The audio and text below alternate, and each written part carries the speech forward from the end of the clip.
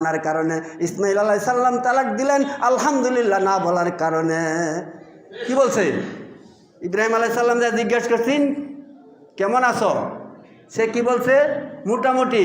আমগরে যদি কেউ জিজ্ঞেস করে কেমন আছেন, মোটামুটি আলহামদুলিল্লাহ বলি না। সুস্থ থাকো অসুস্থ থাকো, সুবুর এবং শুকুরে যদি থাকো তাহলে তুমি ইমানদার। সূরা লুকমান আয়াত নাম্বার 31, ইন্না ফি যালিকা লায়াতিল লিকুল্লি সাব্বারিন শাকুর।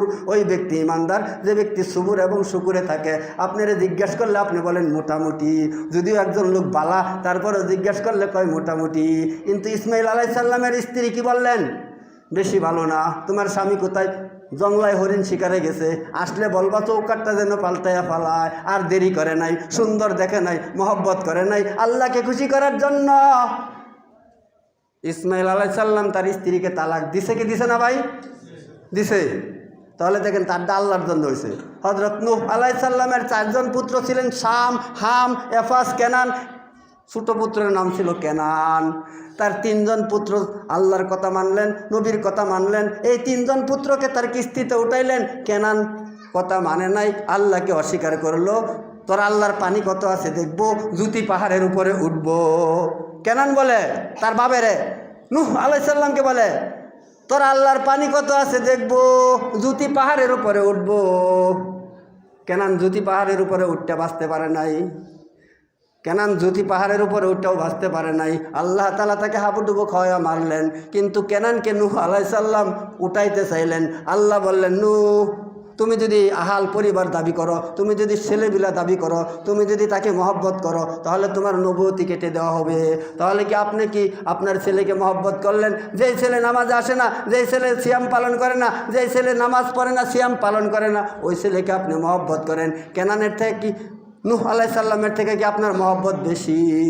নূহ আলাইহিস সালামের 4 জন পুত্র ছোট পুত্রকে হাবুডুবু খাওয়া তার চোখের সামনে মরলো, মায়া করলেন না, দয়া করলেন না। কিন্তু আপনার ছেলেকে আপনি মায়া করেন, দয়া করেন। আপনার ছেলের জন্য আপনি নিজেও জান দিতে পারেন, কিন্তু ছেলেকে আপনি মহব্বত করলেন, কিন্তু সালাতের জন্য ধাবিত করার জন্য আপনি ভয় দেখাইলেন না, আপনি তাকে ধমক দিলেন না।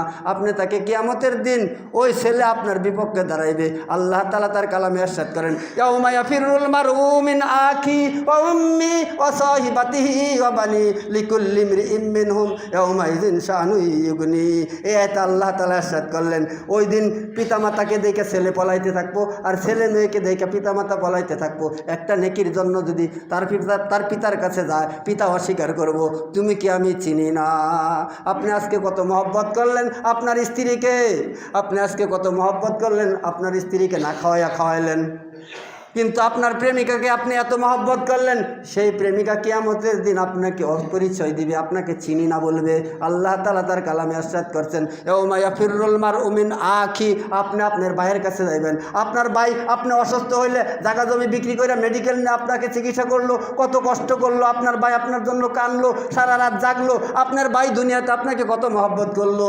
সেই ভাই আপনি পরকালে যাওয়ার পর একটা নেকির জন্য যাইবেন, সেই ভাই আপনাকে অস্বীকার করবে, ভাই তোমাকে আমি চিনি না, তুমি আমার ভাই না। তাহলে দুনিয়াতে আপনার ভাই আপনার জন্য কত মহব্বত করে, আপনার ভাই আপনার জন্য সারা রাত কষ্ট করে মেডিকেলে যায়, আপনার জন্য চিকিৎসার ব্যবস্থা করে। সেই ভাই আল্লাহ তাআলা বললেন সেই দিন আপনার পরিচয় দিবে না, সেই দিন আপনার একটা নেকির দাম থাকবে কত। কিন্তু আজকে একটা নেকির জন্য আপনি পেরেশানি না।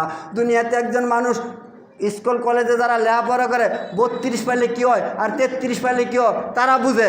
একটা নাম্বার কম পাওয়ার কারণে 1 বছর পিছায় যা ফেল। তদ্রূপ কিয়ামতের দিন আপনি একটা নেকির জন্য ফেল করবেন, একটা নেকির জন্য হাই হুতাশ করবেন, একটা নেকির জন্য আপনি দৌড়াদৌড়ি করবেন। এখন সুবহানাল্লাহ বলার জন্য বললে আপনি বলতে পারেন না, আলহামদুলিল্লাহ বলার জন্য বললে আলহামদুলিল্লাহ বলতে পারেন না।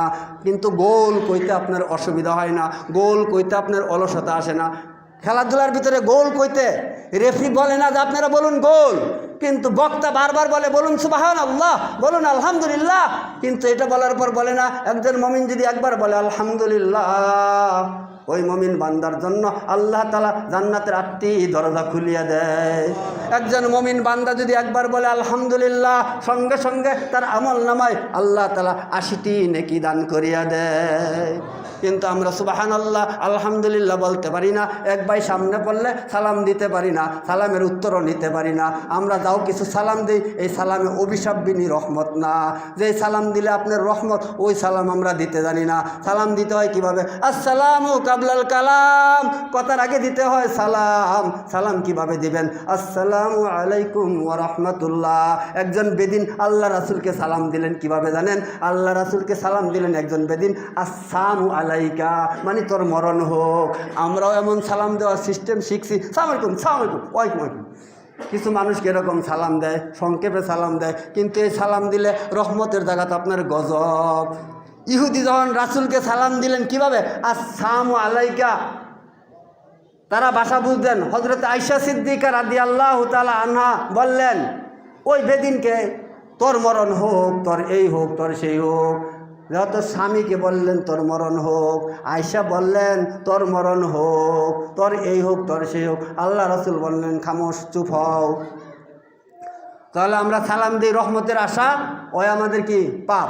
আমরা আইসি কোরআন হাদিস শোনার জন্য, সওয়াবের জন্য, আমাদের সওয়াব হয় না, আর পাপ হয়। যারা আমরা গন্ডগোল করি, নিজেরাও আরেকজনের গন্ডগোল করি, এরকম গন্ডগোল যারা করে তাদের পাপ হয়। আর যারা কোরআন হাদিস মনোযোগ দিয়ে শুনে, মহব্বতের নিয়তে শুনে, তাদেরকে আল্লাহ তাআলা নেকি দান করে। কিন্তু আমরা নেকির আশায় আসলাম, আমরা কিন্তু ইমানের সহিত মসজিদে ঢুকলাম, আমরা অনেকে ইমান হারা হয়ে যাই। অজু ভাঙ্গা গেলে আবার নতুন করে অজু করি, কিন্তু ইমান ভাঙ্গা গেলে আমরা নতুন করে ইমান আনি না।